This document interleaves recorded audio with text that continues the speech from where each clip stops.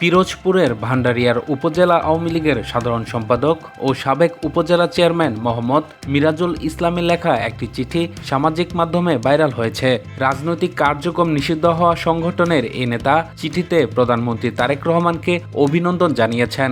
Viral হওয়া চিঠিতে দেখা যায়, মিরাজুল ইসলাম গত 12 ফেব্রুয়ারি অনুষ্ঠিত জাতীয় নির্বাচনে 2/3 সংখ্যাগরিষ্ঠতা অর্জন করে সরকার গঠন করায় প্রধানমন্ত্রীকে শুভেচ্ছা ও অভিনন্দন জানিয়েছেন। চিঠিতে তিনি রাষ্ট্র কাঠামো মেরামতের 31 দফা ও সবার আগে বাংলাদেশ স্লোগানের প্রশংসা করে প্রধানমন্ত্রীর বলিষ্ঠ নেতৃত্বের উপর আস্থা প্রকাশ করেছেন। পাশাপাশি গত 17 ফেব্রুয়ারি শপথ গ্রহণের পর প্রধানমন্ত্রীর নেতৃত্বে দেশের জনগণের মধ্যে আশার সঞ্চার করেছে বলেও তিনি উল্লেখ করেন। জানা গেছে, চিঠিটি গত 20 এপ্রিল প্রধানমন্ত্রীর কার্যালয়ে পাঠানো হয়েছে।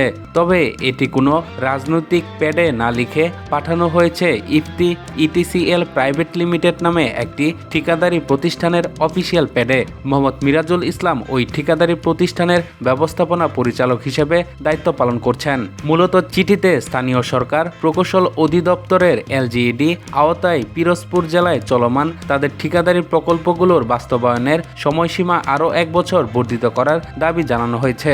বর্তমানে রাজনৈতিক সংগঠন হিসেবে আওয়ামী লীগের কার্যক্রম নিষিদ্ধ থাকা অবস্থায় ভান্ডারিয়া উপজেলা আওয়ামী লীগের সাধারণ সম্পাদকের এই ধরনের চিঠি নিয়ে স্থানীয়ভাবে বেশ চাঞ্চল্যের সৃষ্টি হয়েছে।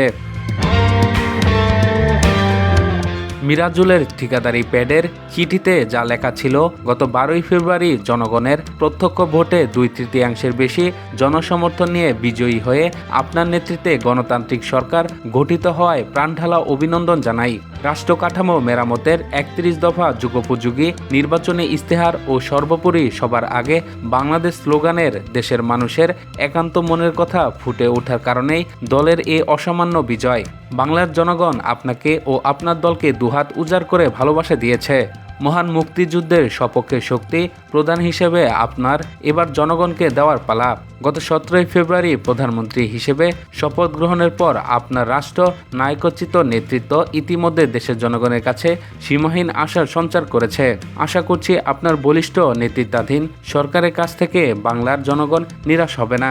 এই বিষয়ে ভান্ডারিয়া উপজেলা আওয়ামী লীগের সাধারণ সম্পাদক মোহাম্মদ মিরাজুল ইসলামের সঙ্গে যোগাযোগের চেষ্টা করেও তার কোনো বক্তব্য পাওয়া যায়নি। তবে খোঁজ নিয়ে জানা গেছে, 5 আগস্টের পর থেকে তিনি বিদেশে অবস্থান করছেন।